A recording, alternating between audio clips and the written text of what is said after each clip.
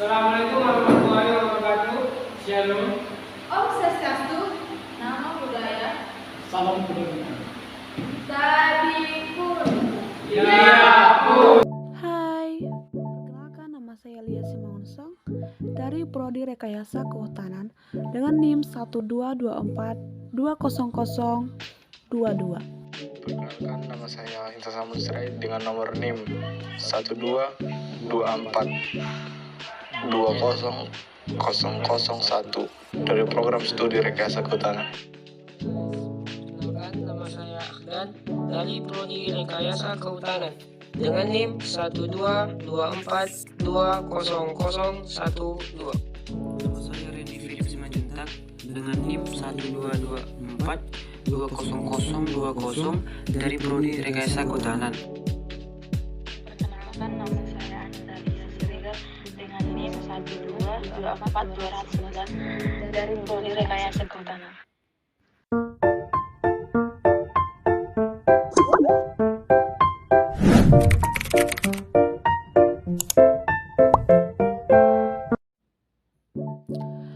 Iptek, ilmu pengetahuan dan teknologi. Di kalangan zaman era yang semakin maju ini, pasti kalian sering mendengar kata ilmu pengetahuan dan teknologi. Ilmu pengetahuan teknologi adalah ilmu yang mempelajari perkembangan teknologi berdasarkan ilmu pengetahuan. Seiring berjalannya perkembangan teknologi, ilmu pengetahuan dan teknologi berjalan beriringan membentuk kemajuan. Ada banyak manfaat yang didapatkan dari Iptek dan jenis-jenisnya pun beragam. Perkembangan ilmu pengetahuan dan teknologi muncul sebagai akibat perkembangannya kegiatan manusia untuk memenuhi kebutuhan yang terus bertambah. Ilmu pengetahuan dan teknologi diartikan sebagai ilmu yang berorientasi pada pemenuhan kebutuhan manusia. Perkembangan Iptek membawa manfaat luar biasa bagi kemajuan. Dilihat dari bermunculan teknologi canggih yang mempermudah aktivitas setiap manusia. Iptek memfasilitasi kelancaran kegiatan usaha menuju kesejahteraan.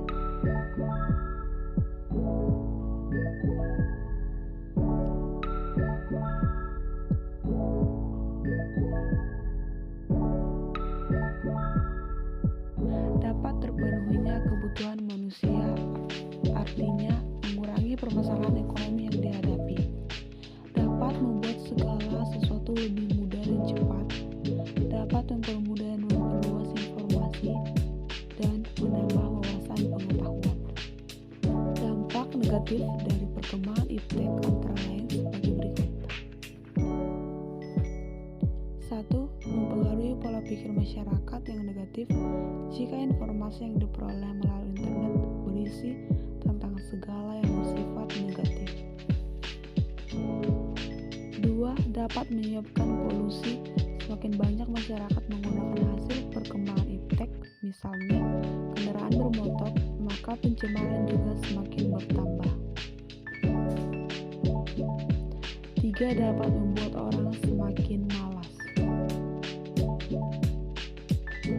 4. Dapat menimbulkan kerusakan, misalnya kerusakan lingkungan alam sebagai akibat semakin banyak limbah industri.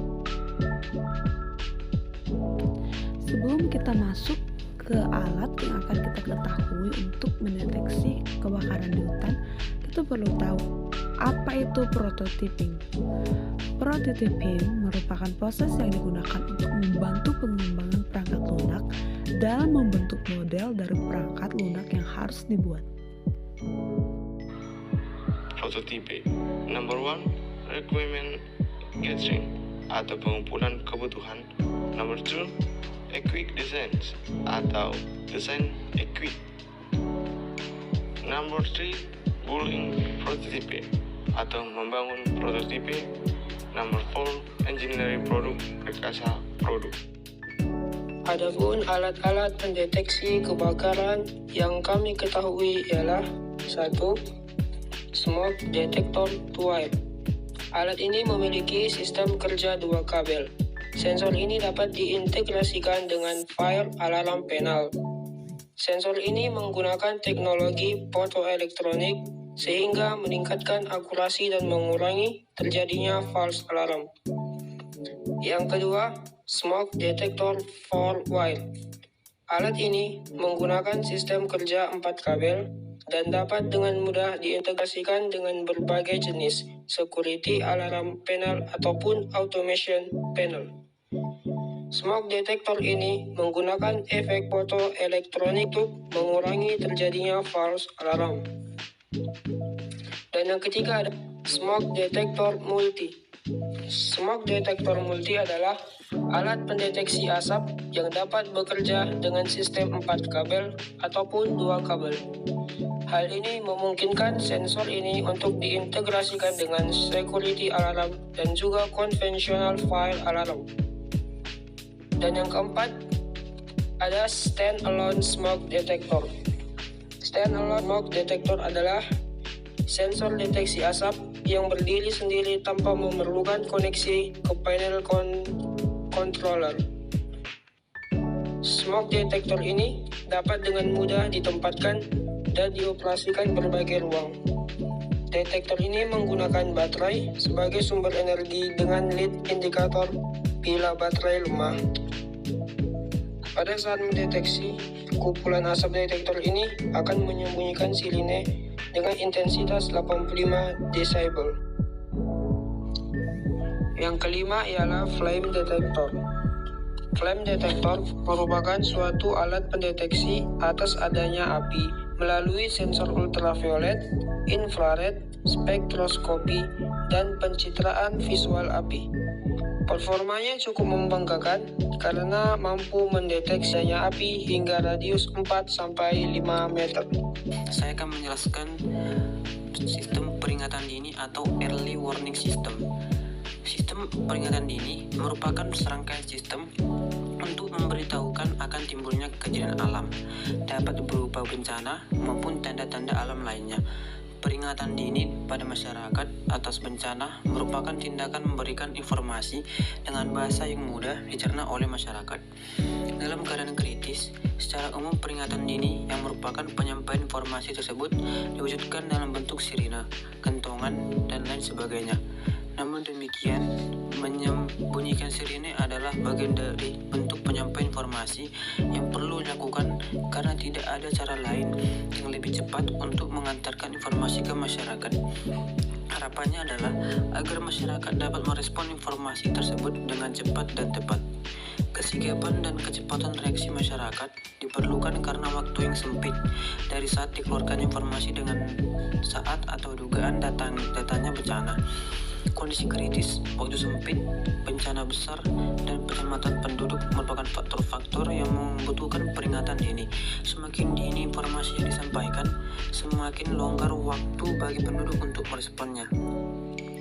Keluarnya informasi tentang kondisi bahaya merupakan muara dari suatu alur proses analisis data-data mentah tentang sumber bencana dan sintetis dari berbagai pertimbangan. Ketepatan informasi hanya dapat dicapai apabila kualitas analisis dan sintetis yang menuju pada keluarnya informasi mempunyai ketepatan yang tinggi. Dengan demikian, dalam hal ini dapat terjadi dua bagian utama dalam peringatan dini, yaitu bagian hulu yang berupa usaha-usaha untuk mengemas data-data menjadi informasi yang tepat, dan menjadi hilir yang berupa usaha agar informasi cepat sampai di masyarakat. Contoh early warning system yaitu alat pendeteksi kebakaran hutan seperti sensor suhu, flame sensor, alarm kebakaran, dan Arduino Uno.